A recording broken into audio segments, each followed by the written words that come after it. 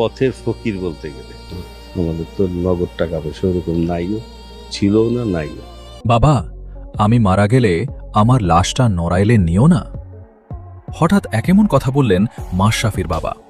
দর্শক, বিস্তারিত জানুন পুরো ভিডিও জুড়ে বাংলাদেশ ক্রিকেটের অন্যতম সফল অধিনায়ক মাশরাফি বিন মুর্তজা। সম্প্রতি লোকচক্ষুর আড়ালে থাকা মাশরাফির মৃত্যুর পর তার মরদেহটি যেন নড়াইলে না নেওয়া হয়, এ ধরনের একটি বক্তব্য ছড়িয়ে পড়েছে সামাজিক যোগাযোগ মাধ্যমে।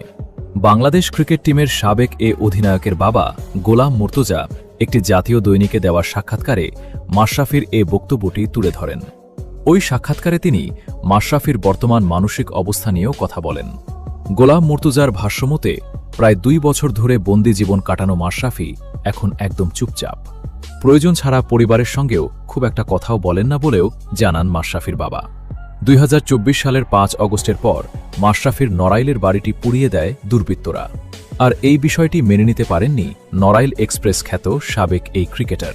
ওই সময় তিনি তার বাবার উদ্দেশ্যে বলেছিলেন, আমি মারা গেলে আমার লাশটা নড়াইলে নিও না। পরিবারের আয় রোজগার নিয়ে গোলাম মুর্তজা বলেন, খুবই করুণ অবস্থা, একেবারে পথের ফকির বলতে গেলে। আমাদের তো নগদ টাকা পয়সা নাইও, ছিলও না। তো দর্শক, মাশরাফি বিন মুর্তজাকে নিয়ে আপনাদের মতামত কি? তিনি কি সত্যি ভালো মানুষ ছিল? তা অবশ্যই কমেন্ট করে জানাতে ভুলবেন না। ধন্যবাদ।